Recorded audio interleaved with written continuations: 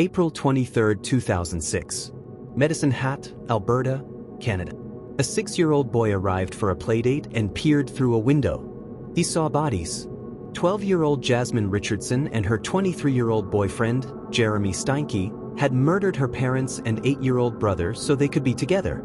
She became the youngest person in Canada ever convicted of multiple first-degree murders. She served 10 years, was released in 2016, and now lives free under a new identity. April 23, 2006. 1 p.m. A 6-year-old boy knocked on the door of his friend Jacob Richardson for a scheduled playdate at the family home in Medicine Hat, Alberta, Canada. When no one answered, the boy peered through a first-floor window. What he saw would haunt him forever: bodies. Through the window, he could see the motionless forms of 42-year-old Marc Richardson and 48-year-old Debra Richardson. The boy's mother immediately called police. When officers entered the home, they found a scene of unimaginable violence. Marc Richardson had been stabbed 24 times. Debra Richardson had been stabbed 12 times in a vicious, sustained attack. Upstairs, in a bedroom, they found 8-year-old Tyler Jacob Richardson. His throat had been slashed, and he had stab wounds to his chest, head, and torso. He was lying on his bed, surrounded by his toys. The couple's 12-year-old daughter, Jasmine Richardson, was missing from the home. Police initially feared she had been kidnapped by whoever had committed these brutal murders. But evidence at the crime scene told a different story.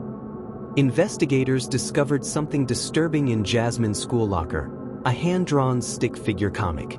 It depicted a girl setting a house on fire with her family inside, then fleeing with her boyfriend. Police realized they weren't looking for a kidnapper. They were looking for Jasmine herself. The next day, April 24, 2006, Jasmine Richardson and 23-year-old Jeremy Steinke were located in Leader, Saskatchewan, approximately 130 kilometers away. Both were arrested and charged with 3 counts of first-degree murder. The question that shocked Canada was, how could a 12-year-old girl participate in murdering her own family? The answer lay in a dangerous relationship that had developed between a vulnerable preteen and a troubled adult who claimed to be a 300-year-old werewolf. Jasmine Richardson had been a typical girl. Good student, social, well-adjusted. But in summer 2005, she began frequenting the Medicine Hat Mall, where she encountered older goth kids. Jasmine was enraptured. She started adopting their style, their interests. She created social media profiles on MySpace and other sites where she falsified her age, posted inappropriate photos, and expressed disturbing interests, including serial killers. Her parents, Marc and Debra, became increasingly concerned. They grounded her.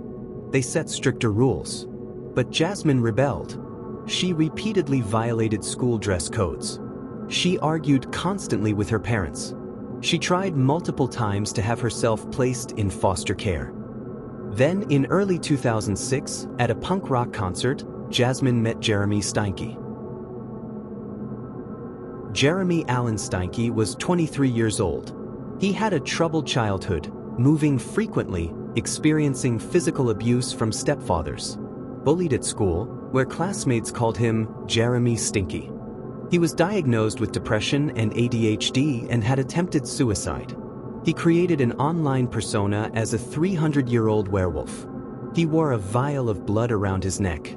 He had accounts on vampirefreaks.com. When 12-year-old Jasmine met this 23-year-old man, she became infatuated. Despite the 11-year age gap, despite his disturbing persona, they began a romantic relationship that Jasmine's parents immediately opposed.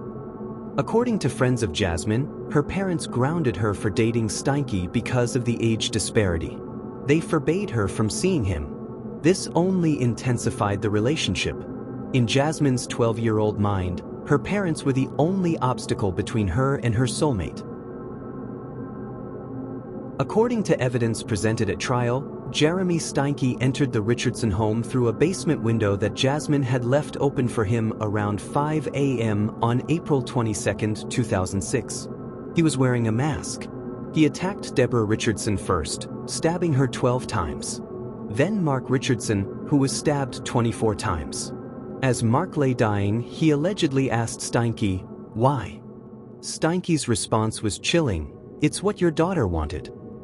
After killing her parents, Jasmine Richardson went upstairs to her 8-year-old brother's bedroom.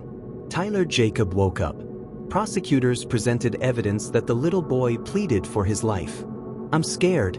I'm too young to die," he reportedly said. Jasmine Richardson, then age 12, allegedly stabbed her 8-year-old brother in the chest, while Jeremy Steinke slit his throat. Just hours after murdering her entire family, Jasmine Richardson and Jeremy Steinke were seen at a house party in Medicine Hat. They were canoodling, laughing, eating in restaurants, acting as though nothing had happened. They had planned to run away together, which they did, driving to Saskatchewan. When police arrested them the next day, they found evidence of their relationship and their planning. Jeremy had written on his blog days before the murders, "My lover's rents are totally unfair. Their throats I want to slit. Finally there shall be silence. Their blood shall be payment." Prosecutors suggested the couple may have been inspired by the Oliver Stone film Natural Born Killers, which depicts a young couple who murder the girl's parents, then go on a killing spree.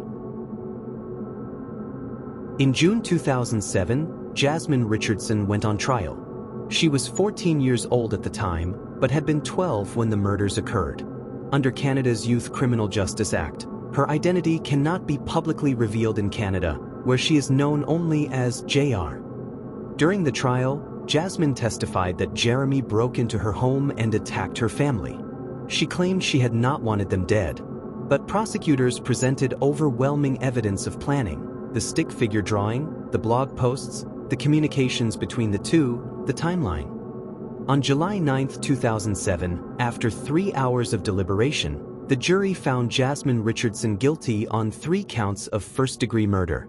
She wept quietly in the defendant's box, her hand over her mouth. Her lawyer, Tim Foster, put his arm around her. On November 8, 2007, Jasmine Richardson was sentenced to 10 years, the maximum sentence allowed under Canadian law for someone under age 14. She received credit for 18 months already served.